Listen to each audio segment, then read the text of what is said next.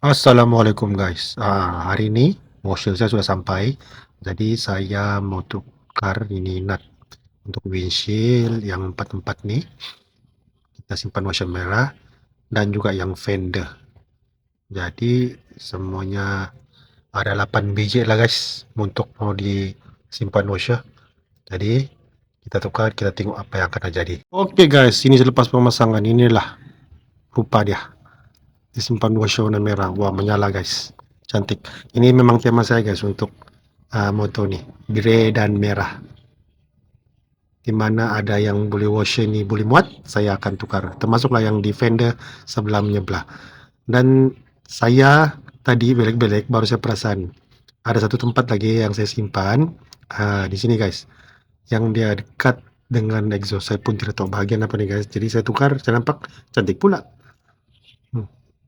Jadi kalau dari tepi guys, beginilah penampakan dia, nampak menyala sedikit lah.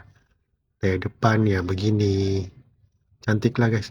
Cuma guys yang screw cover set tuh saya tidak tahu mau tukar washer yang macam mana. Mungkin pakai washer kecil. Jadi guys, kalau ada cadangan gas screw yang macam mana, bagi cadangan lah, komen-komen. Follow saya guys ya. Terima kasih.